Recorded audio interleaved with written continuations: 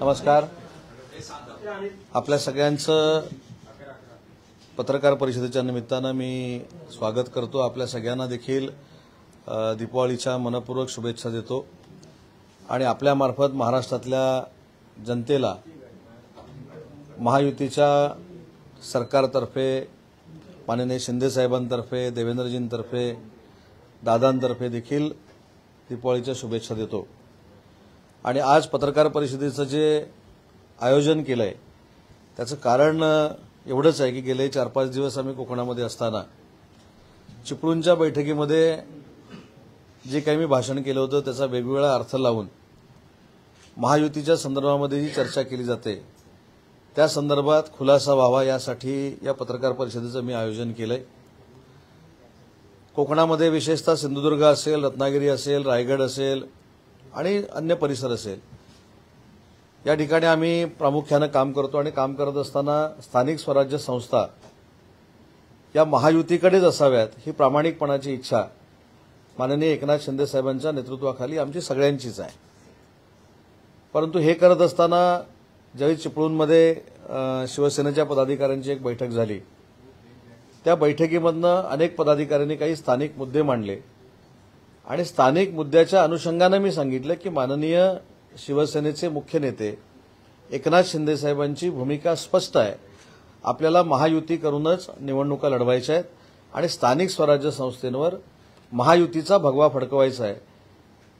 हे सांगत असताना मी हा देखील दाखला दिला की 2 दिवस अगोदर माननीय शिंदे साहेब ज्यावेळी रत्नागिरी जिल्ह्याच्या बूथ कमिटीच्या प्रमुखांच्या मेळाव्यासाठी उपस्थित होते त्यावेळी देखील शिंदे साहेबांनी ही भूमिका मांडली होती की आपल्याला महायुतीनंच लढायचं आहे.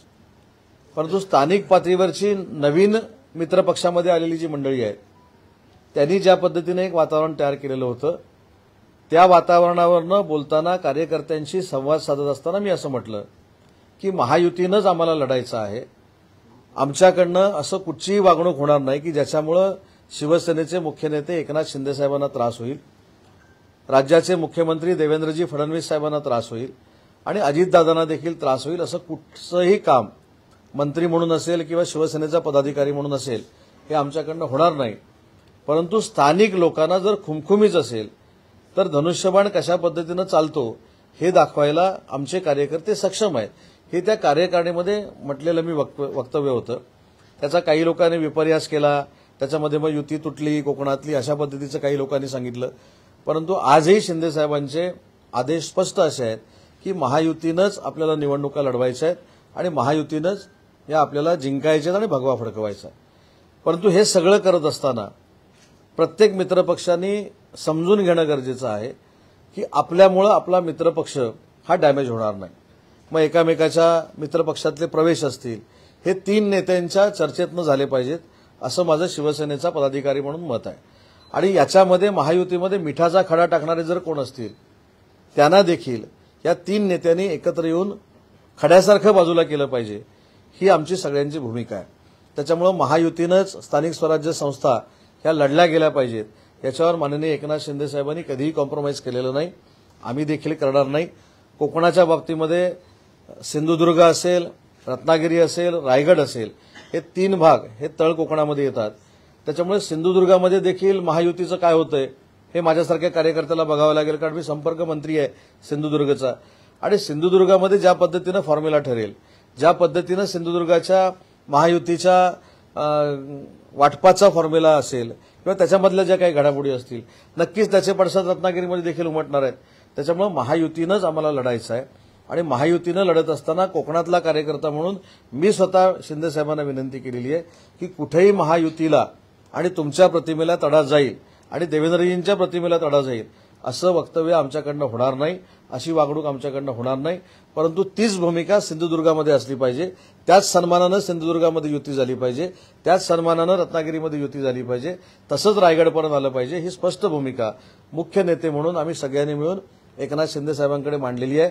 आणि म्हणून ते जे भाषण केलं त्याचा विपर्यास करण्याचा काही लोकांनी जो विरोधकांनी प्रयत्न केलाय त्याला कुणीही बळी पडू नये, तो गैरसमज पसरू नये, यासाठी आजच्या या पत्रकार परिषदेचं मी आयोजन केलंय. आणि महाराष्ट्रामध्ये देखील स्थानिक स्वराज्य संस्थेमधल्या पंचायत समितीपासून मुंबईच्या बीएमसी पर्यंत ही सगळीकडे महायुतीची सत्ता यावी, यासाठी युती असावी, हीच शिंदे साहेबांची भूमिका आहे आणि त्याच संदेशावर आम्ही पुढे जातो.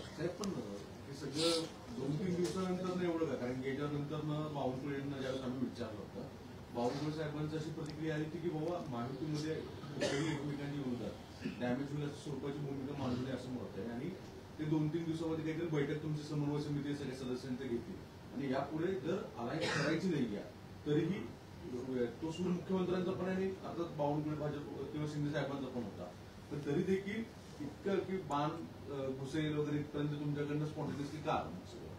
नाही, बाण घुसेल नाही म्हटलं मी. बाण सुटेल नाही, बाण घुसेल हे म्हणजे असं नाही बोललं मी. बाण घुसेल म्हटलं नाही, बाण सुटेल म्हटलं नाही, घुसेल बिसेल इकडे तर मी घुसतच नाही.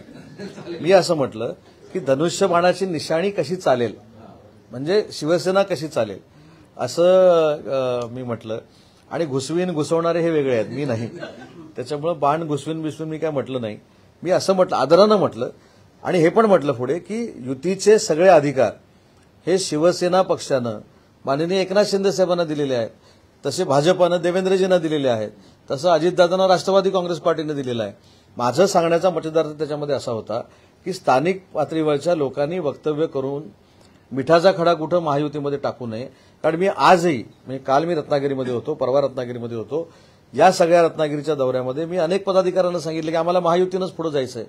परंतु ते जे काही भाषण केलं गेलं, आता सोशल मीडिया देखील एवढं प्रचंड प्रगत झालेलं आहे की त्याच्यामध्ये अल्ट्रेशन झालं की असं बोललो, मी असं काही बोललो नाही. आणि शेवटी माझं वाक्य असं होतं की उद्या मी जरी उद्योगमंत्री असलो, मी जरी शिंदे साहेबांबरोबर एक सहकारी म्हणून काम करत असलो, तरी सुद्धा युतीचे निर्णय घेण्याचे अधिकार हे शिंदे साहेबांना आहेत. त्याचा आम्ही बोलून काहीच उपयोग नाही, हे देखील मी सांगितलं.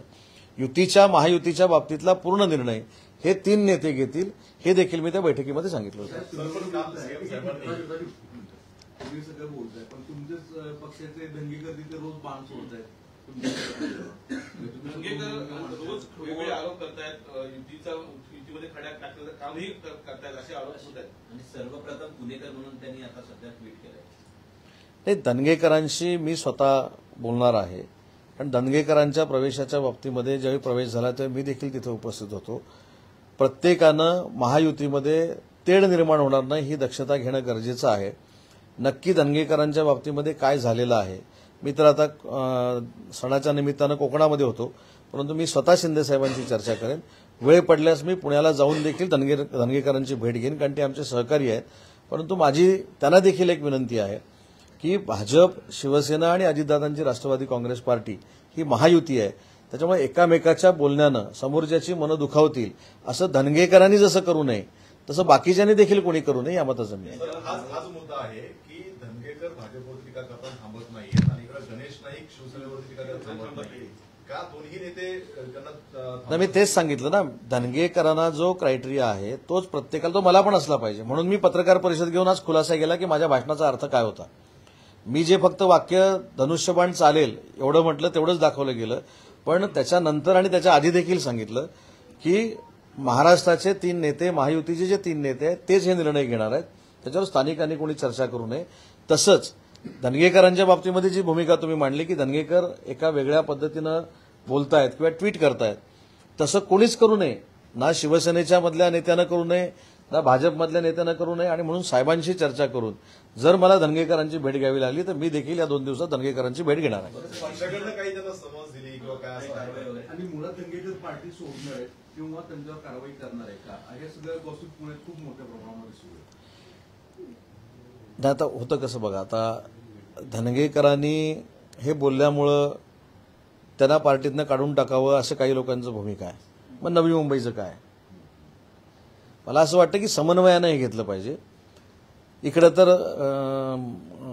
गुंडांबरोबर देखील माझे संबंध आहेत, मी असं करतो तसं करतो, हे पण आपण सगळ्यांनीच दाखवलेलं आहे आपल्याला. त्याच्यामुळे मला असं वाटतं की हे संयमाने घेतलं पाहिजे. जसं पुण्यामध्ये चालू आहे तसं इकडच्या परिसरामध्ये देखील चालू आहे. आम्ही सगळ्यांनी मिळून पुढाकार घेतला पाहिजे. मगाशी मी एक वाक्य जबाबदारीनं बोललो की भाजपाच्या नेत्यांनी देवेंद्रजी फडणवीस साहेबांना त्रास होणार नाही अशा पद्धतीनं वागलं पाहिजे. आम्ही देखील वागलं पाहिजे, कारण ते आज महायुतीचे मुख्यमंत्री आहेत. तसं शिवसेनेच्या लोकांनी आमचे नेते, मुख्य नेते एकनाथ शिंदे साहेबांना त्रास होऊ नये अशा पद्धतीनं वागलं पाहिजे. आमची जबाबदारी आहे. त्याच्यामुळे मला असं वाटतं की मी म्हटलं की धनगेकरांना जरी भेटावं लागलं तरी मी जाईन, परंतु हा सगळा नियम सगळ्यांना सारखा असला पाहिजे. आज शिंदे साहेबांनी तर स्पष्ट सांगितलेलं आहे की युतीच्या बाबतीमध्ये चर्चा स्थानिक पातळीवर होईल, जिल्हा त्याच्यानंतर विभाग पातळीवर होईल किंवा राज्य पातळीवर साहेबांच्या नेतृत्वाखाली होईल. हे साहेब निर्णय घेणार आहेत. त्याच्यामुळे या बाबतीमध्ये मला देखील माहिती नाही युतीच्या बाबतीमध्ये, पण युती करायची आहे एवढंच मला माहिती आहे. त्यामुळे युतीचे वेगवेगळे संदेश हे पदाधिकाऱ्यांकडनं, कार्यकर्त्यांकडनं जाऊ नये ह्या स्पष्ट सूचना साहेबांच्या देखील आहेत. तर असं आहे का तुमचे नवी मुंबईचे नेते बोलतात आमचे धनगेकर बोलतात, असं काही टिट फॉर टॅटचा हा खेळ सुरू आहे का एकमेकांचा? दोन्ही महानगरपालिका दोन्ही ठिकाणचं एवढंच महत्व आहे? मला असं वाटत नाही. धनगेकरांचे विषय आणि त्याला असलेली झालर ही वेगळी आहे, आणि गणेश नाईक साहेबांचे विषय आणि त्यांची जी विषयाची चर्चा होती हा भाग वेगळा आहे.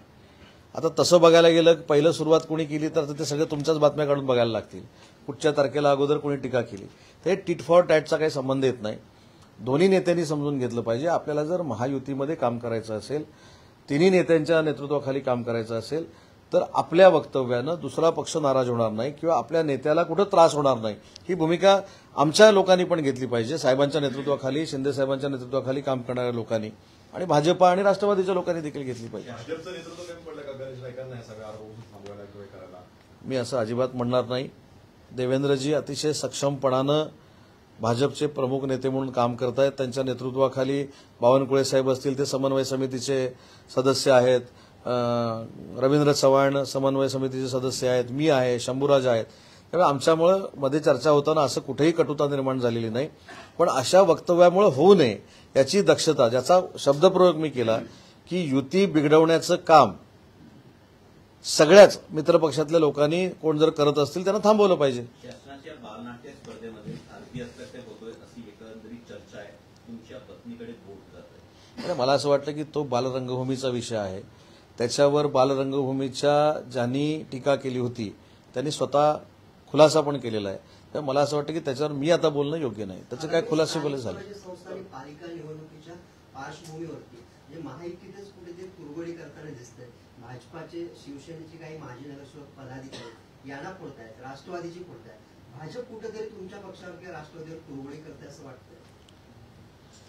मी मगाशी तेच सांगितलं की राष्ट्रवादी काँग्रेस पार्टी असेल, शिवसेना असेल किंवा भाजपा असेल, या काम करणाऱ्या प्रत्येक कार्यकर्त्यानं, पदाधिकाऱ्यानं हे समजून घेतलं पाहिजे की आपल्या वक्तव्यामुळं, आपल्या एखाद्या स्टेटमेंटमुळं, आपल्या एखाद्या वागण्यामुळं आपल्या नेत्याला त्रास होणार नाही. ही भूमिका प्रत्येकानं जर घेतली तर ही कटुताच येणार नाही. पण आजही शिंदे साहेबांची भूमिका शिवसेनेचे मुख्य नेते म्हणून, प्रमुख म्हणून हीच आहे की आपल्याला स्थानिक स्वराज्य संस्था महायुतीनं पुढे जायचे आहे. मुख्यमंत्र्यांनी बोलताना म्हटलंय की मुंबईमध्ये युती करणार आहे आणि उरलेल्या ठिकाणी सोयीनुसार करणार आहे. तर तुमच्या मतदारसंघामध्ये काय सोय वाटते तुम्हाला? युतीत जाणं योग्य वाटतंय की वैयक्तिक पाहिजे? आता हे मी काय पत्रकार परिषदेमध्ये सांगू शकत नाही की माझ्या मतदारसंघामध्ये मला काय वाटतंय, माझ्या कार्यकर्त्यांना काय वाटतंय. पण जिल्ह्यामध्ये, सिंधुदुर्गामध्ये असेल, रत्नागिरीमध्ये असेल, रायगडमध्ये असेल, महायुती व्हावी ही आमची प्रामाणिकपणाची इच्छा आहे. तुमच्या खात्याविषयी एक प्रश्न असा होता की आपले विदेशात जाऊन एमओयूज होता, गुंतवणूक येते महाराष्ट्रात, पण पण आपल्या इथले बेरोजगारी आहे ती काही कमी होत आहे. म्हणजे एकीकडे आपण म्हणतो की एवढे विकास प्रकल्प आपण आणले, रोजगार आणला, गुंतवणूक केली, पण दुसरीकडे बेरोजगारी का कमी होत नाही महाराष्ट्रात? यामध्ये मी आपल्याला एक विनंती केली होती एक 3 महिन्यापूर्वी. आम्ही जशी एक शासकीय कमिटी तयार करतो तशी पत्रकार बांधवांची एक कमिटी आपण तयार करावी. आम्ही त्यांना नक्की MOU केलेले प्रोजेक्ट कुठे केलेत, किती बेरोजगारी दूर झाली, कशा पद्धतीने बेरोजगारी दूर झाली, हे आखो देखा हाल दाखवू. त्याच्यामुळे तुम्ही वेगवेगळ्या पत्रकार परिषदेवर विश्वास ठेवणार नाही. तर तशी तुम्ही कमिटी नेमा. त्या कमिटीला चांद्यापासून बांद्यापर्यंत न्यायची जबाबदारी MIDCची आहे. साधं त्याच्यातलं मूर्तिमंत उदाहरण देतो. गडचिरोलीमध्ये परवा नक्षलवाद्यांनी जे सरेंडर केलं आणि ते ज्या नोकरीत आले ते देखील उद्योग हे MOU मधलेच आहेत. सर, एकीकडे ठाकरेंची आणि मनसेची जवळीक वाढते, त्याच्यावरती काँग्रेसने नाराजी व्यक्त केली आणि काँग्रेसच्या नाराजीवरती संजय राऊत म्हणतात का आपल्याला फक्त भाजपाचा पराभव करायचा आहे, आम्हाला तर पंतप्रधान राहुल गांधीच बनवायचं होतं. नाही, चांगलं आहे ना. स्वप्न मला देखील पडतात. आता तुम्हाला सांगितलं की मला ट्रम्प व्हायचं आहे. तसंच आहे ते. राहुल गांधी देशाचे पंतप्रधान व्हायचे आहेत म्हणजे उदय सामंतला ट्रम्प व्हायचं आहे. त्याच्या पलीकडे काय नाही. मला अमेरिकेचा राष्ट्राध्यक्ष व्हायचं आहे हे मला काल स्वप्न पडले. आता तुम्ही चालवणार का बातमी की उदय सामंत अमेरिकेचा राष्ट्राध्यक्ष होणार? तसंच आहे ते. राहुल गांधी देशाचे पंतप्रधान होणार हे एक दिवा स्वप्न आहे आणि दिवसा पडलेलं स्वप्न आहे. काही अर्थ नाही. शेवटी पंतप्रधान होण्यासाठी देश आपण कसा चालवणार आहोत हे महत्वाचं आहे. आपला सहकारी उपराष्ट्रपती पदाच्या निवडणुकीसाठी उभा आहे. तो उभा असताना रात्रीपर्यंत आपण परदेशात राहणं देशाचं नेतृत्व करू शकत नाहीत. आता जर आपण बघितलं तर स्वातंत्र्यवीर सावरकरांवर टीका करायची, सैनिकांवर टीका करायची. हो, ज्या देशाला सैनिकांचं एक आवरण आहे, कवच आहे, त्या सैनिकांवर जर तुम्ही टीका केली तर कसं काय तुम्ही पंतप्रधान बनू शकता? बरं, ती टीका कुठं करता तुम्ही? देशात पण करता आणि देशाच्या बाहेर जाऊन देखील करता. त्याच्यामुळं ठीक आहे, जसं मी सांगितलं की हा या वर्षातला सगळ्यात मोठा विनोद आहे की ते पंतप्रधान होणार आहेत म्हणजेच उदय सामंत अमेरिकेचा राष्ट्राध्यक्ष होणार आहे. सर, अबुआजमने एक कॉन्ट्रोवर्शियल वाक्य केलं आहे. सरफराज खान जो क्रिकेटर आहे, तो खूप प्रसिद्ध क्रिकेटर आहे, त्याला वगळलेलं भारतीय संघातनं, तर एक जातीवाचक आहे किंवा त्याच्यामुळे त्याला वगळण्यात आलेलं आहे असं कोण म्हटलं? अबुआज. नाही. मोहम्मद अझरुद्दीन भारताचा कॅप्टन होता. शमी तो आपला बॉलर आहे. त्याच्यामुळे मला असं वाटतं ह्यांचा अभ्यास कमी आहे. मला हल्ली नवीन नावं ती माहीत नाहीत, पण आपल्या संघामध्ये कधीही जातीवाद झाला नाही.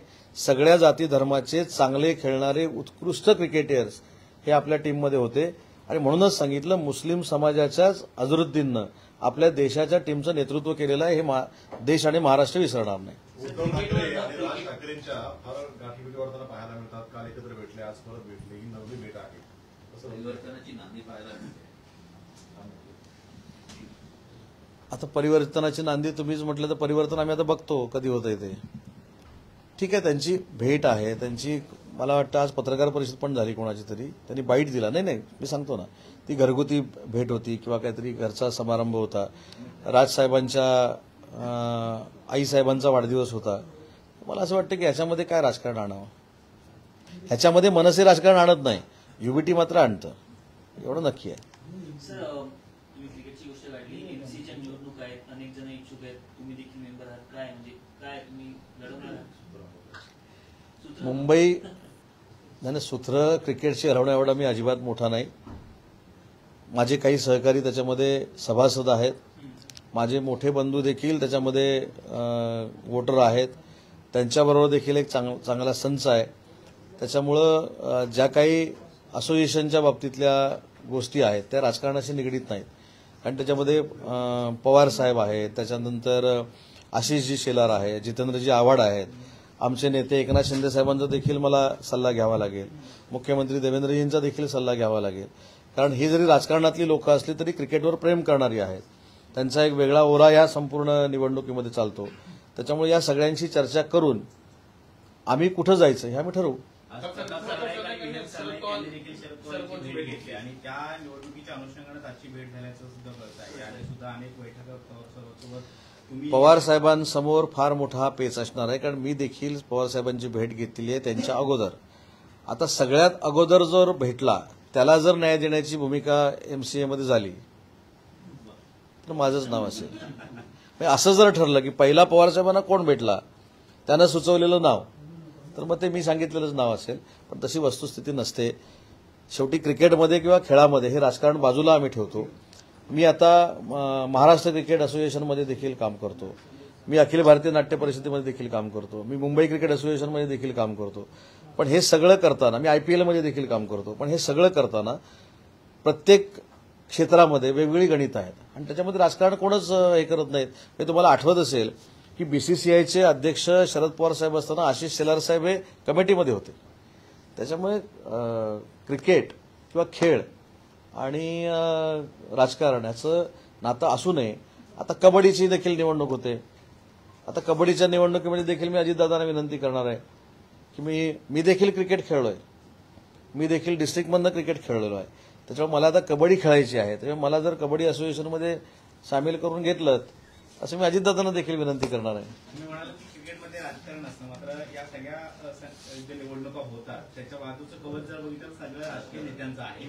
पक्षातीलच तुम्ही 2 नेते जर इच्छुक आहात त्या सगळ्या सर्कलमध्ये जाण्यासाठी, तर तसा संवाद पक्षामध्ये सुसंवाद आहे का? पक्ष आणि खेळ हे 2 गोष्टी आहेत. खेळामध्ये कोण इच्छुक राहावं कोण इच्छुक राहू नये हा प्रत्येकाचा वैयक्तिक प्रश्न आहे आणि ती वैयक्तिक ताकद असावी लागते. ती ताकद जर आमच्या उमेदवारामध्ये असेल तर आम्ही काय इच्छुक राहू नये. पण त्याच्यानंतर आम्ही बसून निर्णय घेऊ ना. तुम्ही मगाशी काय मला म्हटलं की सरनाईक साहेब आणि विहंगजी हे पवार साहेबांना भेटले, पण 4 लोक जे भेटले त्याच्यात सगळ्यात पहिला मी भेटलो. मग जर पहिल्याला आलेला काय ते आपण ज्याला म्हणतो पहिला आलेल्या माणसाला प्राधान्य, तर माझा क्रम लागतो. सगळे आणि पवार साहेबांचं त्यातलं योगदान मोठं आहे. म्हणून मी सांगितलं सगळ्यांचीच नावं घेतली की शिंदे साहेब असतील, पवार साहेब असतील, देवेंद्रजी असतील, आशिषजी असतील, अजिंक्यजी असतील, सध्याचे अध्यक्ष, सगळ्यांची चर्चा करून निर्णय घेऊ. पवार साहेबांकडून या प्राधान्याची अपेक्षा आहे का? अशी गोष्ट जर भेटून झाली आनंदाची घडत असेल तर का असणार नाही, असणारच ना. हा देखील महाराष्ट्र शासनाच्या दृष्टीनं अतिशय ड्रीम प्रोजेक्ट आहे. त्याच्यामुळे शेतकऱ्यांना विश्वासात घेणं आणि शेतकऱ्यांना विश्वासात घेऊन काम करणं ही सरकारची प्रायोरिटी आहे. आणि त्याच पद्धतीनं स्वतः माननीय देवेंद्रजी आणि MSRDCचे चेअरमन आणि मंत्री स्वतः साहेब असल्यामुळं, एकनाथ शिंदे साहेब असल्यामुळं त्याच्यावर नक्की मार्ग निघेल. आणि हा ड्रीम प्रोजेक्ट जसा समृद्धी महामार्ग पूर्ण झाला तसा शक्तीपीठ देखील पूर्ण होईल.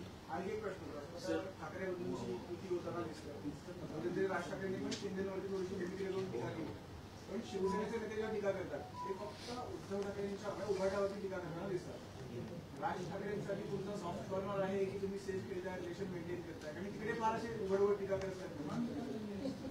हे बघा राज ठाकरे ऐका ना, होप्सचा प्रश्न नाही. राज ठाकरे साहेबांची टीका करण्याची पद्धत ही वेगळी आहे हे आपण बघितली असेल. ते वैयक्तिक पातळीवर येऊन घाणेरड्या पद्धतीने कधी टीका करत नाहीत. मिमेक्री करणं हे बघा ते स्वतः कलाकार आहेत. त्याच्यामुळे ते स्पॉन्टेनियसली त्यांच्याकडनं होतं. तर त्याच्यामुळे त्याच्यावर जास्त टीका करण्याची काही आवश्यकता नाही. पण उलट जर बघितलं तर इतक्या घाणेरड्या पद्धतीनं टीका होते, बिलो दी बेल्ट जाऊन टीका होते, घाणेरड्या शिव्या घातल्या जातात. त्याला प्रत्युत्तर दिलंच जाणार ना. आणि राजसाहेबांनी तो स्टेटस मेंटेन केलाय. राजकारण आज बघा ना, राजसाहेबांचे संबंध सगळ्यांशी चांगले आहेत. राजसाहेबांच्या असलेल्या पक्षातल्या लोकांशी देखील चांगले आहेत आणि राजसाहेबांकडनं पक्ष सोडून गेलेल्या लोकांशी देखील चांगले आहेत. जसं पवारसाहेबांच्या पक्षामध्ये मी काम करायचो राष्ट्रवादी काँग्रेस पार्टीमध्ये, आणि राष्ट्रवादी काँग्रेस पार्टी मी सोडल्यानंतर आजही मी हक्कानं पवारसाहेबांकडे जाऊ शकतो. याला पॉलिटिकल संस्कार असं म्हणतात. आता काही लोक पक्ष सोडून गेल्यामुळं ते भारत पाकिस्तान सारखंच करतात. त्याच्यामुळे त्याला काय करणार. त्याच्यामुळे ती टीका होते. त्यांनी देखील एवढं खिलाडू वृत्तीनं जर घेतलं असतं की मेजॉरिटीमुळे एकनाथ शिंदे साहेब तिथे गेले, उठाव केला, हे जर त्यांनी मान्य केलं असतं तर आमच्याकडनं पण टीका झाली नसती. त्यामुळे राजसाहेबांची टीका ही त्यांच्या स्टाईलमध्ये असते, पण अशी घाणेरडी टीका राजसाहेब कधी करत नाही. छगन भुजबळ हे भाषणामध्ये असं म्हणाले होते की गोपीनाथ मुंडे यांचे खरे वारसदार हे धनंजय मुंडे. तर त्याला आता प्रकाश महाजन हे बोलत आहेत की खरी वारसदार ही पंकजा मुंडे. कुठेतरी आता वारसदारवर नाही राजकारण सुरू झालेलं आहे. ट्विट केलं माझी विनंती आपल्याला अशी आहे की कोणाच्या घरातला कोण वारसदार आहे हे ठरवण्याचे अधिकार मला 100% दिलेले नाहीत. त्याच्यावर मी काय त्याच्यावर बोलणं योग्य नाही. वारसदार विचारांचा असतो आणि वारसदार हा घराण्याचा असतो. आता आमच्याकडे जर बघितलं तर शिवसेनेमध्ये माननीय एकनाथ शिंदे साहेब हे वंदनीय बाळासाहेबांच्या विचाराचे वारसदार आहेत, प्रॉपर्टीचे नाहीत. त्याच्यामुळे त्यांच्या घरातला वारसदार कोण आणि विचाराचा वारसदार कोण आहे हे बोलण्याचा अधिकार मला माहित नाही, पण शिवसेनेचा आहे. कारण माननीय एकनाथ शिंदे साहेब वंदनीय बाळासाहेबांचा विचार पुढे घेऊन जातात. फडणवीसांना शिंदे आणि अजितदादा यांचा पक्ष फोडायचा आहे असं संजय राऊतांनी आरोप केला. कुठचं भाकीत खरं ठरलंय मी सांगतोय का? कुठचंही मी तर असं म्हणतो की हे मंडळी बोलत राहिले की आमची महायुतीची मतं वाढतात दर दिवशी, आणि त्यांनी तो अजेंडा जो घेतलाय तो चांगला आहे. त्या अजेंड्यावर त्यांच्या काय असतं, शिंदे साहेबांवर टीका करणं, देवेंद्रजींवर टीका करणं, काय काय बोलणं. ते बोलले की आमची हजारो मतं दर दिवशी वाढतात, त्याच्यामुळे त्यांनी बोलत राहावं, आम्ही त्याचा मनोरंजन म्हणून आस्वाद घेत राहतो.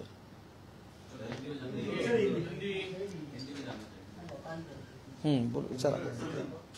सर ये सरफराज को लेकर महायुति को भूमिका क्या है स्थानीय नगर निगम और महानगर पालिका को लेकर? ये मुंबई में तो अलायंस होने के संकेत है, लेकिन थाने, कल्याण, कोकण के इलाके में या बाकी जगह पर क्या है? नहीं, इसमें जो माननीय एकनाथ शिंदे साहब का आदेश हम सब लोगों को है एक पार्टी लीडर करके, वो यही है कि महायुति करके गठबंधन करके ही आगे जाना है. इसलिए माननीय एकनाथ शिंदे साहब ने बार बार यही कहा है कि पंचायत से लेके बीएमसी तक गठबंधन करके ही हम इलेक्शन को आगे जाएंगे. उसमें बीजेपी, हम और अजितदादा की अलायंस, हमारे मित्र पक्ष इकट्ठा रहेंगे. और मैं दावे के साथ कह सकता हूं कि महायुति का ही भगवा हर एक स्थानिक स्वराज्य संस्था पे लहराएगा, ये हमारा ठाम दावा है. कांग्रेस ने कहा है कि मुख्यमंत्री अगर कहते हैं कि 2029 तक मैं महाराष्ट्र में रहूंगा, सीएम रहूंगा, दिल्ली भी दूर है, तो इसका मतलब उन्होंने एकनाथ शिंदे जी या उनके पार्टी के नेता या उनके वरिष्ठों को ये मैसेज दिया है कि मैं यहीं पे रहूंगा, कोई मेरी कुर्सी पर नजर न डाले. नहीं, एक तो ऐसा रहता है कि हर एक पार्टी के कार्यकर्ता को ऐसा लगता है कि उनका जो खुद लीडर है वो मुख्यमंत्री बन जाए. अभी देवेंद्र जी ने ये कहने के बाद उसके ऊपर हमारी पार्टी को लेकर हमने बयानबाजी करना अच्छी बात नहीं है, लेकिन हमको 100% यही लगेगा कि हमारे जो नेता एकनाथ शिंदे साहब को सीएम बनने चाहिए, और यही हमारी शुभकामनाएं उनके साथ रहेंगे. अभी देवेंद्र जी क्या बोले उसके ऊपर हमने बोलना ही उचित नहीं है. अबू आदमी ये करे कि ना वो राज ठाकरे के साथ जाना चाहेंगे, ना उद्धव ठाकरे के साथ जाना चाहेंगे, ना कांग्रेस के साथ जाना चाहेंगे. जिन्होंने तीनों की जो है उनके साथ वो नहीं जाएंगे, दूरी बनाकर रखेंगे. नहीं, एक तो आपने देखा रहेगा कि एमपी के इलेक्शन में जो फेक नैरेटिव सेट किया गया था माइनॉरिटी के बारे में, वो अभी मुस्लिम जो हमारे बांधव है, जो हमारे बहना है, उनको पता चला है कैसा फेक नैरेटिव सेट किया गया था. उनके मतों का राजकारण करके, पॉलिटिक्स करके सिर्फ सूजन आ गई है इन लोगों के ऊपर. ये अभी अबू आजमी साहब को मेरे ख्याल से पता चला रहेगा, इसलिए उन्होंने नहीं बोला है. फडणवीस हे 2019 पर्यंत स्वतः संघटनाचं नाव सांगतात. सर हिंदी में ये क्रिकेट को लेकर काफी विवाद शुरू है. एमआईएम और अबू आदमी कहते कि मुस्लिम लेकर के इनको नहीं, ये मैं क्रिकेट से जुड़ा हुआ एक कार्यकर्ता हूं. मेरे ख्याल से आपने ये भी देखा है कि अपने भारत के टीम का जो नेतृत्व कर रहा था वो मोहम्मद अजहरुद्दीन भी था. तो ये ऐसी जात पात धर्म ये क्रिकेट में नहीं आता. जिसके पास टैलेंट है, जिसका परफॉर्मेंस शीट अच्छा रहता है, जिसका परफॉर्मेंस अगर बॉलर रहे, बैट्समैन रहे, फील्डर रहे, अच्छा रहता है, उसको ही एंट्री दी जाती है. जो अपोजिशन है महाविकास आघाड़ी, उनमें कहीं ना कहीं लोकल बॉडीज चुनाव को लेकर दरार दिखाई दे रही है. कांग्रेस के जो लोकल नेता है, मुंबई कांग्रेस के जो नेता या दूसरे, वो कह रहे कि हम अकेले के बलबूते पे चुनाव लड़ेंगे. समाजवादी पार्टी अलग होने की बात कर रही है, तो आपको क्या लगता है? नहीं, अभी देखो ना, कांग्रेस वालों को एक सवाल मेरे ख्याल से आगे जाके राज साहब पूछेंगे कि स्वतंत्रवीर सावर जी को आप गालियां क्यों देते हो. वैसे कांग्रेस वाले भी राज साहब को एक सवाल पूछेंगे या उद्धव जी को एक सवाल पूछेंगे कि जो मुस्लिम है या अमराठी लोग हैं उनको मारना, उनके ऊपर अन्याय करना, इसका रीजन क्या है, इसका जवाब क्या है. ये तो होगा ना अलायंस करते वक्त, तब देखेंगे पक्का क्या होने वाला है. वो बीजेपी और शिवसेना में स्थानीय कुछ जगहों पर नेता झगड़ रहे, धनगेकर हो या फिर गणेश नाइक हो, ऐसा क्यों हो रहा है? मतलब एक दूसरे के खिलाफ इतनी टीका. नहीं, सबने संयम से लेना चाहिए, क्योंकि अपनी जो लीडरशिप है, यानी शिंदे साहब है, देवेंद्र जी है, उनको कोई भी तकलीफ नहीं हो, यही हमारा बिहेवियर होना चाहिए। इसलिए मैंने ये कहा कि अगर धनगेकर साहब को जाके मिलना है तो मैं शिंदे साहब के साथ बात करके उनको भी मिलने जाऊंगा, लेकिन अलायंस में बाधा निर्माण हो ऐसा कोई भी वक्तव्य नहीं होना चाहिए। इससे मैं 100% सहमत हूं। ठाकरे ब्रदर्स की मुलाकातें काफी बढ़ गई है, आए दिन रोजाना मुलाकातें हो रही है, कल भी हुई थी। उस मुलाकातों को आप कैसे देखिए, क्योंकि उद्धव ठाकरे नहीं, उनके ही प्रवक्ता ने जहां मेरे ख्याल से डिक्लेयर किया है कि वो जो उनकी भेंट थी, जहां विजिट थी उनकी राज साहब के घर में, वो राज साहब की मां साहब जो है उनका बर्थडे था, इसलिए वो गए थे। वो उससे राजनीति से जुड़ना अच्छा नहीं है। एक मौका नहीं है, लेकिन बार बार ऐसे मौके पर वो मिल रहे हैं। नहीं, आप ही उद्धव ठाकरे की पार्टी उसको आपने कहा कि पॉलिटिक्स से लोग इसका राजनीतिक फायदा भी लेना चाहती है। नहीं, यूबीटी बार बार उनको कह रही है कि हमारे साथ अलायंस करो, अलायंस करो, अलायंस करो, अलायंस करो, तो वो देखेंगे ना अलायंस करना है नहीं करना है, राज साहब सोच लेंगे। लेकिन कल की जो विजिट थी वो मेरे ख्याल से वो उनकी फैमिली विजिट थी। साहब, एक राज ठाकरे और उद्धव ठाकरे एक साथ आ रहे हैं। शिवसेना जो है, एकनाथ शिंदे की शिवसेना जो है वो मराठी वोटर के ऊपर बड़ी बनी, जैसे बाळासाहेब ठाकरे का लोग ये विचार देखते हैं। अगर दो ठाकरे बंधु इकट्ठा आते हैं तो एकनाथ शिंदे की जो शिवसेना है उसको डैमेज हो सकता है, ऐसी बातें भी सामने आती है। तो कैसे रणनीति? मैंने परसों एक चैनल पे जो आप मुलाकात लेते हो स्पॉन्टेनियस मुलाकात देखी, एक चैनल ने ली हुई थी, अभी वो चैनल का नाम मुझको पता नहीं है, लेकिन चैनल ने ली थी शिवाजी पार्क के लोगों की, कि ये अलायंस अच्छी है, ये अलायंस अच्छी नहीं है। आप जो दीपोत्सव देखने आए हैं वो आशीर्वाद देने आए हैं या देखने आए हैं? तो एक वहां के जो ज्येष्ठ नागरिक थे उन्होंने जो बयान दिया है उसमें ही सब आया है कि ये मुंबई में महायुति का ही भगवा लहराएगा। उन्होंने जो है वो एकनाथ शिंदे की नहीं, मराठी ज्येष्ठ नागरिक ने ही बोला है कि हम दीपोत्सव देखने के लिए आए हैं, दोनों इकट्ठा आने के बाद वोटिंग करने के लिए नहीं आए हैं। हम जिसको वोटिंग करने वाले हैं हमको मालूम पता है हम किससे वोटिंग करें, लेकिन हम इनको नहीं करेंगे। ये शिवाजी पार्क के लोगों का ही कहना है, मेरा कहना नहीं है। जवळपास ठाकरे बंधूंची ही 8वी ते 9वी भेट आहे, पण बीएमसी निवडणुका किंवा स्थानिक स्वराज्य निवडणुकामध्ये ठाकरे बंधू एकत्रीकरण किंवा मनोमिलनाच्या ज्या चर्चा आहेत त्या अंतिम नाही झालेल्या आहेत, त्यांची अजूनही युतीची घोषणा होऊ शकली नाही। काय वाटतं, महाविकास आघाडीमधला मतभेद याला याचं उत्तर मी वारंवार दिलेलं आहे। कुणीही किती एकत्र जरी आलं तरी पंचायत समितीपासून बीएमसीच्या महानगरपालिकेपर्यंत महायुतीचाच भगवा फडकणार आहे, ही काळ्या दगडावरची भगवी रेग आहे। एकीकडे दोन्ही भाऊ एकत्र येत आहेत, पण काँग्रेसची भूमिका घेतली आहे, मनसेबरोबर आम्ही जाणार नाही अशी काय त्याची भूमिका त्यांनी स्पष्ट केली। नाही, याच्यामध्ये आपण थोडं अजून थांबलेलं बरं राहील। अजून जागा वाटप आहेत, याच्यानंतर अजून काही मुद्दे येणार आहेत। एक लक्षात घ्या, आमच्या युतीमध्ये आमच्या तिन्ही नेत्यांची मानसिकता जी आहे ही सकारात्मक मानसिकता आहे। ही देशाला, राज्याला, मुंबईला सकारात्मक दृष्ट्या विकासाकडे नेणारी मानसिकता आहे। आणि ह्यांचं कसं आहे बघा, ह्यांचं नकारात्मक आहे, ह्याला होऊ देणार नाही, ह्याला पाडणार, ह्याला झोपवणार, त्याला घुसवणार, ह्याच्या पलीकडे यांच्याकडे काहीच नाही। तेव्हा अजून पुलाखालून भरपूर पाणी जायचं आहे। आपण थोडं